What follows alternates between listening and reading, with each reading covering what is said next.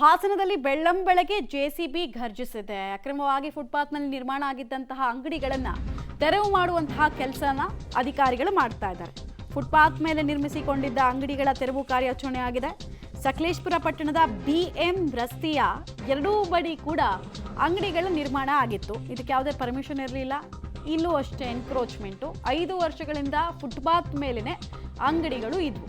ಸಾರ್ವಜನಿಕರ ಓಡಾಟಕ್ಕೆ ತೊಂದರೆ ಆಗ್ತಾ ಇದೆ ಅಂತ ಕಂಪ್ಲೇಂಟ್ ಬಂದ ಹಿನ್ನೆಲೆಯಲ್ಲಿ ಎಚ್ಚೆತ್ತಂತಹ ಪುರಸಭೆ ಅಧಿಕಾರಿಗಳು ತೆರವು ಕಾರ್ಯಾಚರಣೆಯನ್ನ ಮಾಡ್ತಾ ಇದ್ರು. ಈ ವೇಳೆ ಸಹಜವಾಗಿ ಬೀದಿ ಬದಿ ವ್ಯಾಪಾರಿಗಳು ಕೂಡ ವಿರೋಧವನ್ನು ವ್ಯಕ್ತಪಡಿಸಿದ್ದಾರೆ. ಬಟ್ ಇಲ್ಲೆಲ್ಲ ವಿರೋಧವನ್ನ ಲೆಕ್ಕಿಸದೆ ಕಾರ್ಯಾಚರಣೆಯನ್ನು ಮಾಡಿದ್ದಾರೆ. ಇಲ್ಲೆಲ್ಲ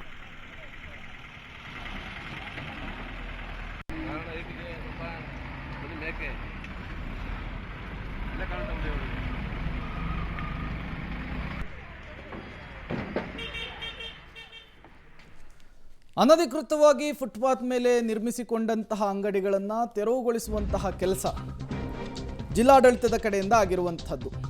ಹಲವು ಬಾರಿ ನೋಟಿಸನ್ನು ಕೊಟ್ಟಿದ್ರಂತೆ ಅಧಿಕಾರಿಗಳು. ನೋಟಿಸ್ ವಿರುದ್ಧ ಕೋರ್ಟ್ನ ಮೆಟ್ಟಿಲು ಕೂಡ ಏರಿರ್ತಾರೆ ವ್ಯಾಪಾರಿಗಳು.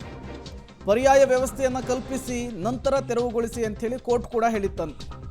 ನ್ಯಾಯಾಲಯದ ಆದೇಶವಿದ್ರೂ ಕೂಡ ಬೆಳ್ಳಂಬೆಳಗ್ಗೆ ಜೆಸಿಬಿ ಘರ್ಜಿಸಿದೆ. ಪುರಸಭೆಯ ಮುಖ್ಯಾಧಿಕಾರಿ ಮಹೇಶ್ವರಪ್ಪ ನೇತೃತ್ವದಲ್ಲಿ ತೆರವು ಕಾರ್ಯ ಆಗಿದೆ.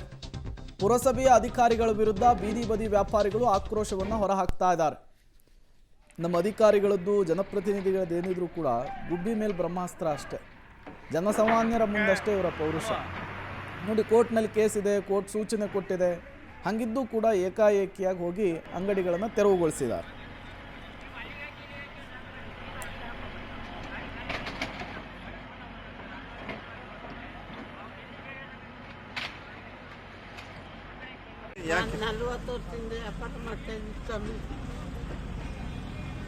ಏನೈತಿ ಈಗ? ನಮಗೆ ಇಲ್ಲಿಂದ ಅಂತಾರೆ, ನಾವು ಎಲ್ಲಿಗೆ ಹೋಗೋಣ?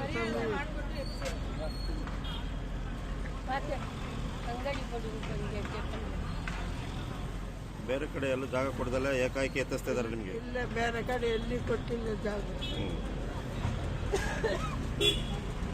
ಮುಂದೆ ಏನು ಮಾಡ್ತೀರಿ? ಏನು ಮಾಡೋಣ ಸ್ವಾಮಿ? ಸರ್ಕಾರಿ ಕೈಯಿಂದ ಅನ್ನ ಕೊಡಿ, ಬಟ್ಟೆ ಕೊಡಿ ಅಂತ ಕೇಳಲ್ಲ.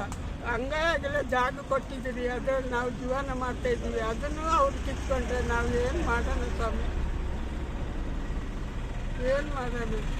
ಈಗಾಗಲೇ ಕಳೆದ ವಾರದಲ್ಲಿ ಮಾನ್ಯ ಜಿಲ್ಲಾಧಿಕಾರಿಗಳು ಸಕಲೇಶಪುರ ಪಟ್ಟಣಕ್ಕೆ ಭೇಟಿ ನೀಡಿದಾಗ ಫುಟ್ಪಾತ್ ಮೇಲಿರ್ತಕ್ಕಂಥ ಏನು ಎನ್ಕ್ರೋಚ್ಮೆಂಟ್ ಮಾಡ್ಕೊಂಡು ಸಾರ್ವಜನಿಕರಿಗೆ ರಸ್ತೆ ಬದಿ ಮೇಲೆ ಓಡಾಡಲಿಕ್ಕೆ ತುಂಬ ತೊಂದರೆ ಆಗ್ತಿರೋದು ಗಮನಿಸಿದ್ರು. ಸೊ ಅವರ ಆದೇಶದ ಹಿನ್ನೆಲೆಯಲ್ಲಿ ಈ ದಿನ ಏನು BM ರಸ್ತೆಯಲ್ಲಿರ್ತಕ್ಕಂಥ ಎಲ್ಲ ರೀತಿಯ ಫುಟ್ಪಾತ್ ಅಂಗಡಿಗಳನ್ನು ನಾವು ತೆರವುಗೊಳಿಸ್ತಾ ಇದ್ದೀವಿ. ಮುಂದಿನ ದಿನಗಳಲ್ಲಿ ಅವರಿಗೆಲ್ಲ ಬೇರೆ ಯಾವುದೋ ಒಂದು ಪರ್ಯಾಯ ವ್ಯವಸ್ಥೆ ನಾವು ಮಾಡಿ ಅವರಿಗೆ ಅನುಕೂಲ ಆಗೋ ರೀತಿಯಲ್ಲಿ ನಾವು ಮಾಡ್ತೀವಿ ಅಂತೇಳಿ ಈ ಸಂದರ್ಭದಲ್ಲಿ ನಾನು ಹೇಳ್ತೇನೆ. ಏನು ಇಂಜೆಕ್ಷನ್ ಕೊಡ್ತಂದರೆ ಅವ್ರಿಗೂ ಸಹ ನಾವು ಈಗಾಗಲೇ ನೋಟಿಸ್ ಕೊಟ್ಟು 15 ದಿನ ಆಗಿದೆ. 15 ದಿನ ಆಗಿದ ಮೇಲೆ ನಮಗೆ ಲೀಗಲ್ ಪ್ರೊಸೆಸ್ ಮಾಡಿದ್ವಿ. ಯಾವುದೇ ರೀತಿ ನಾವು ವೈಲೇಷನ್ ಮಾಡಿಲ್ಲ. ನಾವು ಸಂಜಾಯಿಸಿ ಕೊಡ್ತೀವಿ.